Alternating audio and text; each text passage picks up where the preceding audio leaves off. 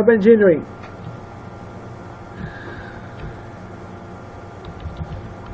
तो इसमें जो इसके कंटेंट्स हैं हम उसकी बात कर रहे थे, उसमें हम HTML से स्टार्ट करेंगे तकरीबन 2 दिनों में, 2 डेज हम HTML। आज का दिन ही, आज तो इंस्टॉलेशन की बात करनी है। तो पैकेजेस है HTML के बाद इंशाअल्लाह हम CSS देखेंगे और उसके बाद हम जावा स्क्रिप्ट की बात करेंगे।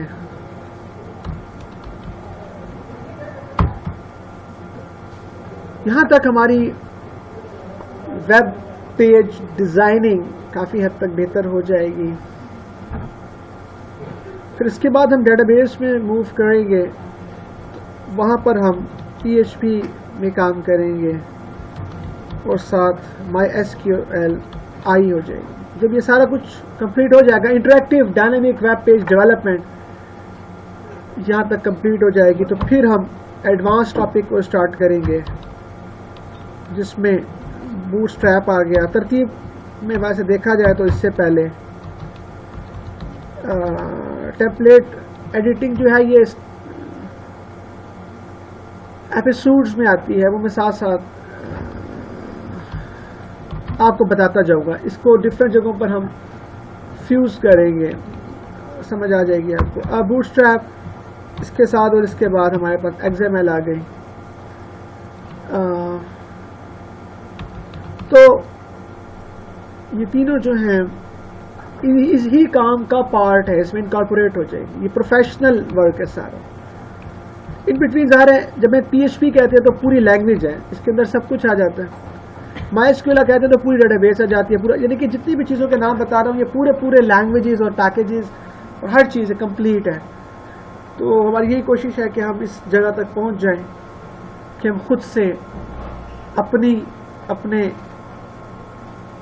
कोई क्लाइंट्स हैं उनकी घर की, अपने बिजनेस की, इस ही सेमेस्टर में आपको जो प्रोजेक्ट असाइन किया जाएगा आपको चूज कर लेंगे उसका टाइटल। मैं आपको टाइटल्स दे दूंगा पॉसिबल।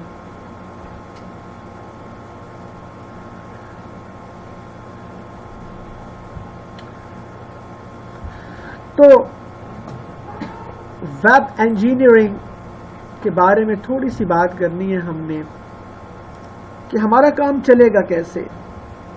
उसकी बात करने के लिए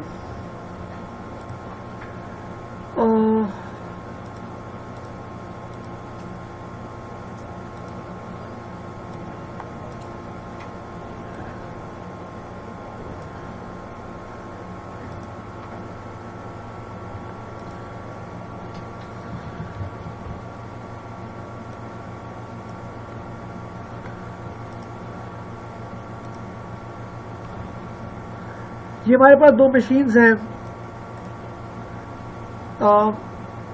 ये हमारे पास एक मशीन है जिसको हम क्लाइंट कहते हैं,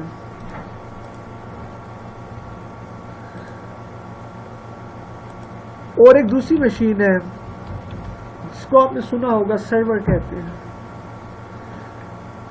ये वर्ड्स आप चूंकि पहले सुन चुके हैं तो मैं बहुत ज़्यादा डेफिनेशंस की तरफ नहीं जाके अपनी बात को आगे लेके चलता हूँ।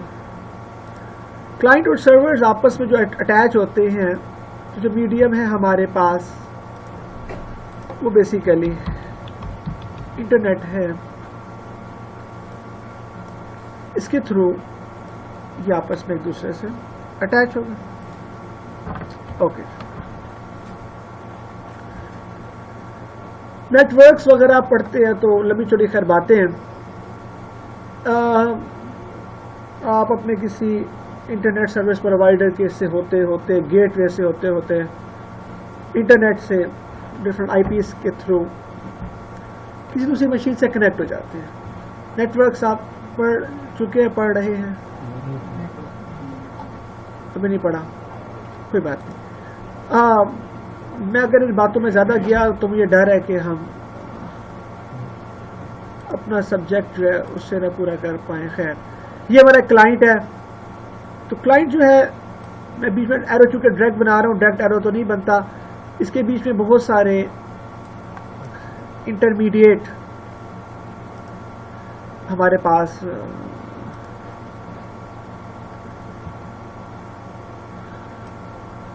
उनके थ्रू हम इस इंटरनेट के पास, इस इंटरनेट से फिर हम सर्वर के पास पहुंच गए। ठीक हो गया। ये प्रोसेस था, क्लाइंट ने लिखा gmail.com, तो इसके बाद उस सर्वर से एक रिस्पांस जनरेट हुआ। ये सर्वर का रिस्पांस है जो कि उस वाली मशीन को मिल गया, इस मशीन को वो रिस्पांस आ गया।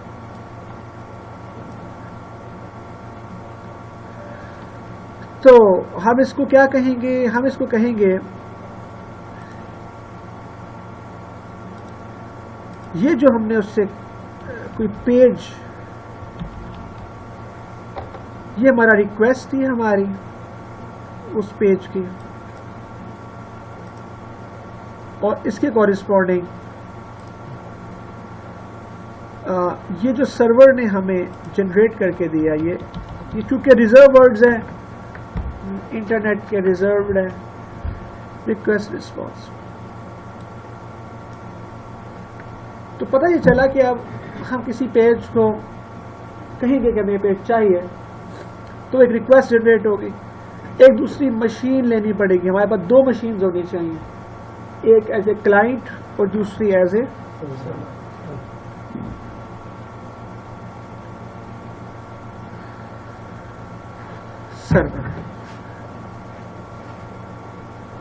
लेकिन हर स्टूडेंट दो मशीन्स नहीं ले सकता।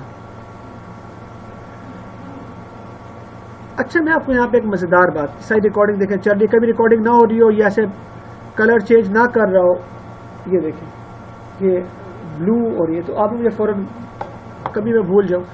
अच्छा, तो यहाँ पे एक मजेदार मैं आपको बात बताता हूँ जो कि आपको शायद के, एक है सर्वर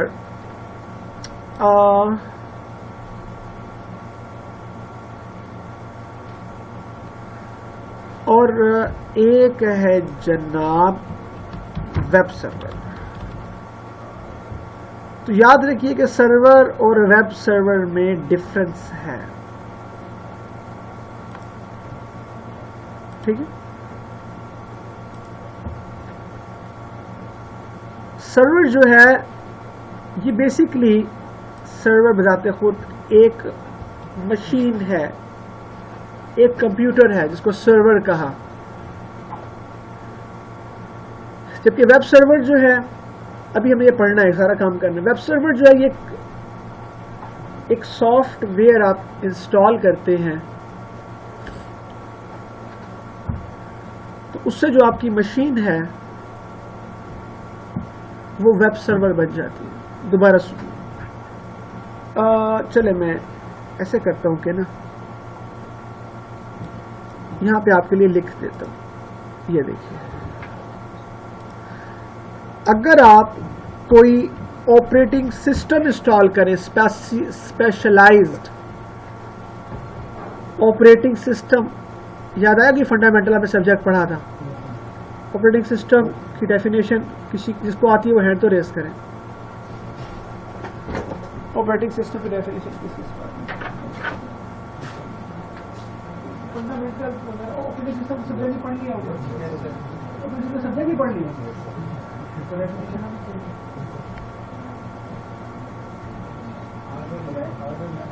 बताना नहीं है, बारे वाली मैं देखना चाहता हूँ कि कितनों को आती है, 1 2 3 बस 4 5 आती है, तो सबको हो, लेकिन थोड़ा सा जिसको चाहत होती है शायद हमारी। दोबारा सोचते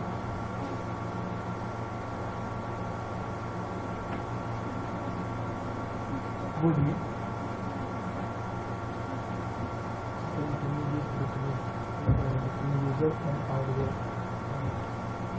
it is an interface between user and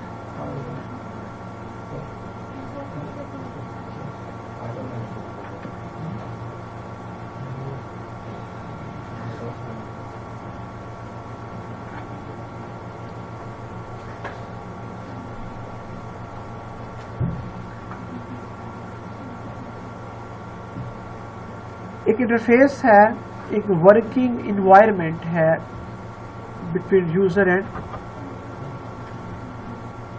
आप यहाँ एड्रेस कहते हैं, बताए बिटवीन यूजर एंड हार्डवेयर। सोचें, बिटवीन यूजर एंड सॉफ्टवेयर तो नहीं,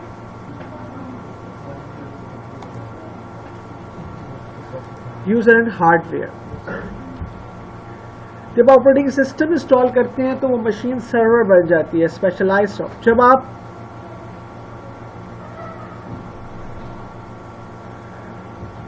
एप्लीकेशन सॉफ्टवेयर इंस्टॉल करते हैं,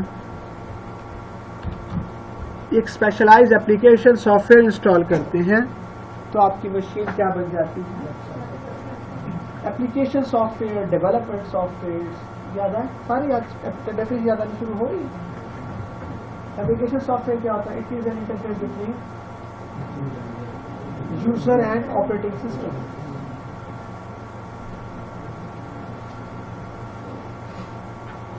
चलिए आगे चलते। अब हम लोग इस काबिल नहीं है कि एक क्लाइंट भी परचेज करे लैपटॉप, ये लैपटॉप परचेज करे फिर भी इंटरनेट में नहीं कर सकते। तो आइए हम इस मसले का हल निकालते हैं। हम क्या करेंगे, हम आज के बाद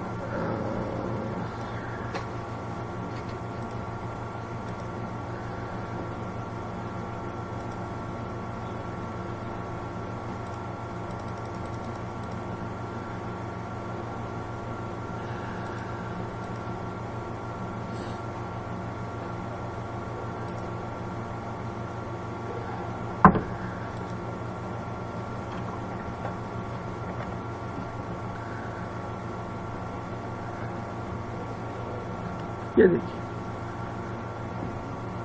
हम अपनी ही मशीन पर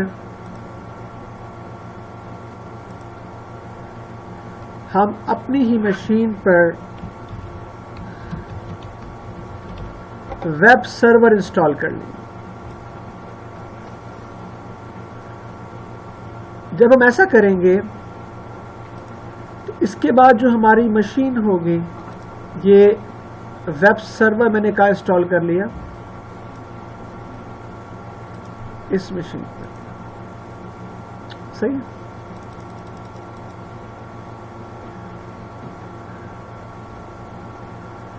आज के बाद जो मेरी ये मशीन होगी, चूंकि ये बेसिकली क्लाइंट है, लेकिन मैंने इस पर जो सॉफ्टवेयर इंस्टॉल किया है वो तो सर्वर का है, इसका नाम भी सर्वर लिखा भी हुआ है। तो कैसे मुमकिन है कि एक ही मशीन क्लाइंट भी हो सर्वर भी हो? ये मुमकिन नहीं है। लिहाजा हम इसको कहेंगे कि ये मशीन वर्चुअली, नकली तौर पे वर्चुअली सर्वर है और एक्चुअली। तो आज के बाद हमारी जो मशीन है वो वर्चुअली सर्वर बिहेव करेगी। अब मशीन ये कहेगी कि जनाब मैं अगर वर्चुअल सर्वर हूं तो फिक्र मत करें।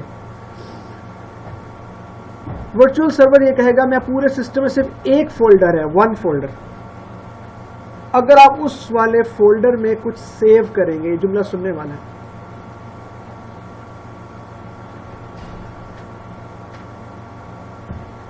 अगर आप उस वाले फोल्डर में कुछ सेव करेंगे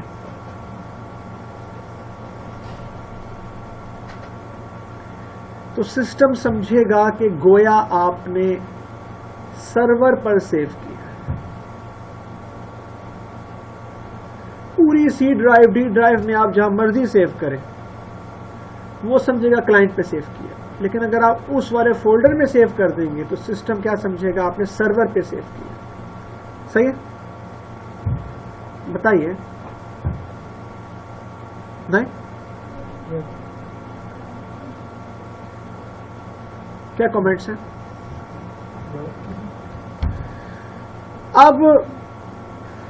अगला काम है वेब सर्वर इंस्टॉलेशन की बात करते हैं। अब हमें समझ आ गई अगर हम अपनी मशीन को वेब सर्वर ना बनाया तो हम काम नहीं कर पाएंगे। तो हमारा जो अगला टॉपिक है वो बेसिकली है how to install web server. लेकिन उससे पहले हमें कोई ये बता दे क्या कि व्हाट इज़ वेब सर्वर। ये मैंने आपको बता दिया एक ऐसा, लेकिन ये लंबी बात है। चलो वेब सर्वर क्या है? It is an application software that interpret and handle the client request and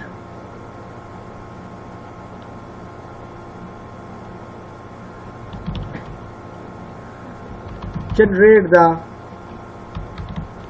dynamic web pages। इसके जो एग्जाम्पल्स जो नेम्स हैं अगर हम उसकी बात करें वो क्या हैं, मिसाल के तौर पर कौन कौन से सॉफ्ट ऐसे हैं कि जिनको हम वेब सर्वर कहते हैं? Apache, Tomcat, IIS internet information server, JWS Java web server and so on, बहुत सारे हैं। हम जिसमें काम करेंगे वो अपाची होगा। तो नाउ व्हाट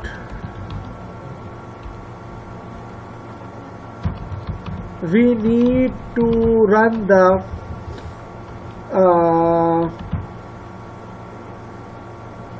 वेब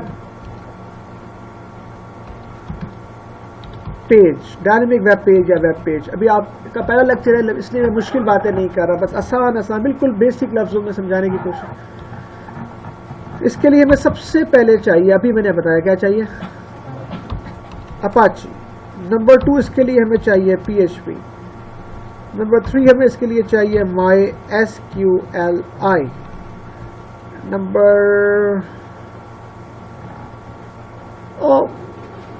हमें इसके लिए तो नहीं, वैसे एक मर्करी सर्वर होता है, वो SMTP होता है, सिंपल में ट्रांसमिटेबल, वो हमें बहरहाल ये 3 सॉफ्टवेयर, तो ये तीनों इंस्टॉल करके कॉन्फ़िगर करना थोड़ा मुश्किल है। तो collectively these softwares comes in a single software called XAMPP। आप ना नोट करें बेशक कि मैं आपके नोट्स तो बना रहा हूं, इसका प्रिंट ले लीजिएगा।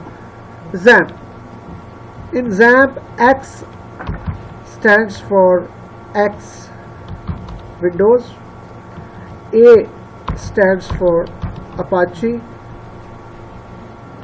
M for MySQL, P for PHP, the last P for, यह पढ़ेंगे नहीं, आपके पर्ल है practical extraction and reporting language, ये कम चलती है, एक वक्त था।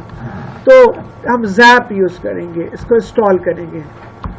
तो नाउ लेट, अच्छा एक बात तो बताएं, what is the difference between let and let's? अभी पता चल जाएगा कौन से स्कूल से पढ़ के आए हैं। तो हम बात कर रहे थे, हमारे पास XAMPP अवेलेबल, ये देखिए। तो अगर आप चाहें तो यहाँ से XAMPP, इनकी जो वेबसाइट है 64 बिट डाउनलोड कर सकते हैं। ये वाला बेहतर है, ये कर लें। अपलोड ना करूँ, क्या ख्याल है? ये इसकी ये कॉपी करके ये मैंने इसका, ठीक है, ओके हो गया। अच्छा बेटर क्या है कि आप मेरे वाला यूज करें, आपको तकलीफ ना होने के बराबर होगी, वो काफी आसान है और हल्का और लाइट वेट है। तो जिसको बेटर लिखा है वही वाला डाउनलोड कर लें। अच्छा अब आपने इसको इंस्टॉल करना है। तो ये देखिए मैंने बेटर वाला था, इसमें मैंने डबल क्लिक कर दिया, मेरे पास इंस्टॉल्ड है ऑलरेडी। ये देखिए अब मैंने यस कर दिया, फिर मैंने नेक्स्ट कर दिया, फिर मैंने नेक्स्ट कर दिया, करते करते करते अब ये मेरा इंस्टॉल हो गया। इंस्टॉल किया कभी कोई सॉफ्टवेयर आप लोगों ने? अब जब ये इंस्टॉल हो गया, ठीक है, तो अब आपने काम करना है कि यहां पर कहीं पर उसका शॉर्टकट अगर है तो ठीक है। लेट्स से उसका अच्छा आपने कुछ चेंज नहीं करना, वो कहेगा सी ड्राइव में इंस्टॉल करना है, तो आप उसको तंग ना करना, उसको सी में इंस्टॉल होने देना। आप कहते हैं नहीं सी में तो मेरा फला है तो मैं विंडो फॉरवर्ड करूंगा, नहीं कुछ नहीं होगा, बस सी में चला जाए। कल को आप ही तंग होंगे। डी में भी इंस्टॉल कर सकते हैं।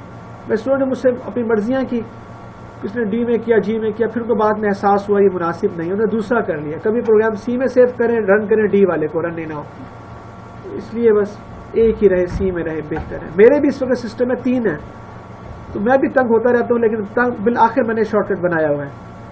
जब ये इंस्टॉल हो जाएगा सी ड्राइव में जनाब, तो ये देखें, जब आप सी ड्राइव पे क्लिक करेंगे तो यहाँ पे आपको ज़ैप का फोल्डर, इसका मतलब यह है कि आपका काम बेहतर हो गया। तो एक मुझे देखना था मेरा कौन सा वाला चल रहा है, मेरा भी सी वाला चल रहा है।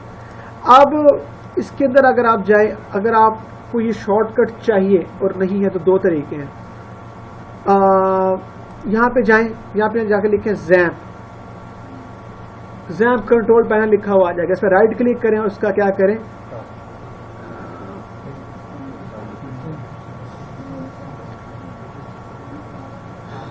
इसको यहां से ड्रैग करके डेस्कटॉप पे लें, आसान तरीका है। वरना करना बहरहाल यही है कि राइट क्लिक करके रन एज की बात याद, आप एक मरतबा रन कर लें, उसके बाद आप जब सिस्टम को ऑफ ना करें, हाइबरनेट करें, मेरा मतलब है हमेशा चलता रहेगा। मेरा सिस्टम हाइबरनेट होता है, मैं शट डाउन जब करता हूं तो हाइबरनेट करता हूं। समझते हैं ना इस बात को? कुछ तो नहीं समझते। चलो रन एज एडमिनिस्ट्रेटर कर लें। अब ये पूछेगा रन करना, आपने कहा यस, ये रन हो गया। अब देखें अपाची भी खुद ब खुद स्टार्ट हो गया, ये रनिंग हालत में है, नीचे लिखा हुआ रनिंग। अगर ग्रीन हो जाए तो समझ आना you are successful. MySQL भी क्या हो गया स्टार्ट। बाकी ना करें, अभी इसकी जरूरत नहीं। ओके, ये आपका, अब आपको यकीन नहीं आ रहा कि क्या मेरा रिकॉर्डिंग है। अब आप अपने इधर पहुंचे और यहां पे आने के बाद आप लिखें क्या,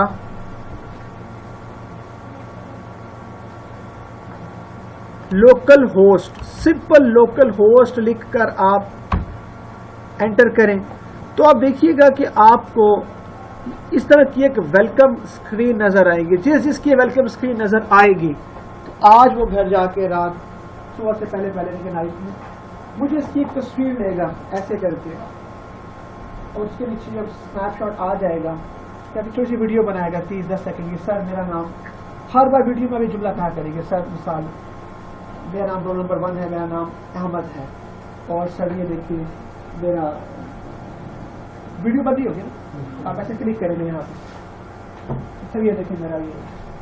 हर बार आप जब वीडियो बनाएंगे अपना रोल नंबर, अपना नेम बताया करेंगे, तो जब भेजेंगे तभी। तो अब आप ये मुझे छोटी सी 10 सेकंड भी, 5 सेकंड या बना के मुझे रन करके भेजेंगे। फोल्डर, वो वाला फोल्डर जो वर्चुअल फोल्डर है वो हम देखना चाहते हैं, तो याद रखें जब भी आप ज़ैप में जाएंगे, डबल क्लिक करेंगे तो उसके अंदर मैंने आइकन चेंज किया हुआ है ताकि मुझे याद रहे। इसमें एक फोल्डर होगा जिसका नाम होगा htdocs।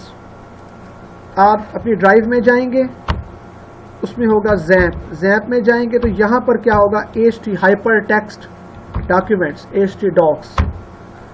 आप htdocs में जाएंगे,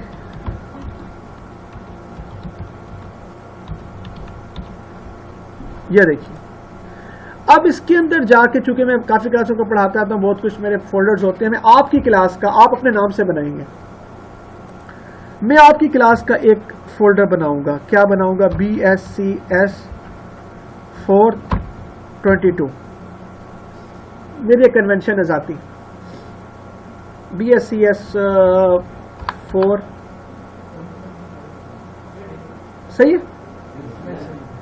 पहले 5 थी, 21 थी, ये 4 है, ये भी ठीक है, BSCS 422। अब ये इस वक्त मेरा फोल्डर कहां पड़ा है, कोई बता सकता है? htdocs में पड़ा हुआ है। तो मेरे वर्चुअल फोल्डर में जितने फोल्डर्स होंगे वो सारे क्या होंगे,